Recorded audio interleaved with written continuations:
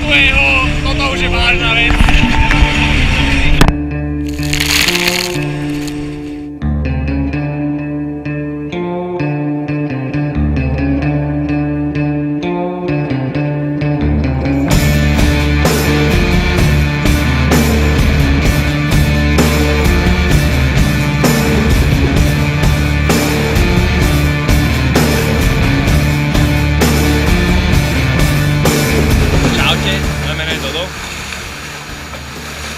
Rozhodol som sa nejak začať vlogovať alebo také krátke reportáže môjho koníčku, hobby, ktoré mi je strašne blízke už niekoľko rokov. Dokonca posledných pár rokov som si spravil skúšky a robím to už ako kapitán a to je sailing.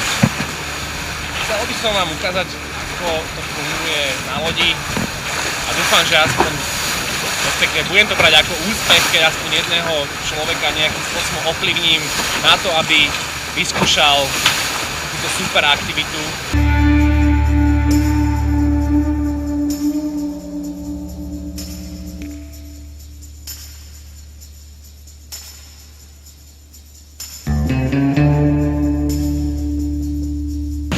Budem rozprávať o lodiach, aké sú alternatívy na požičanie lodí, kde nájdete kapitána, cez koho to požičať, aké sú ceny,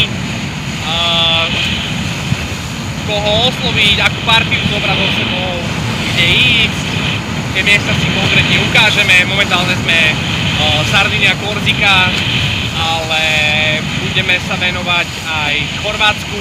O 2 týždne odchádzam do Chorvátska. Potom možno neskôr v zime ukážeme Indonéziu.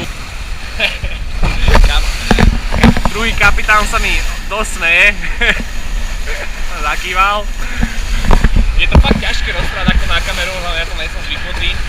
Dúfam, že sa vám to bude páčiť a dúfam, že to nebude robiť nejak povrchne alebo že nikoho tým nerozčúlim. Ale chcem priblížiť viac menej zážitky, ktoré tu človek dokáže zažiť, to, o čom tá jachta je.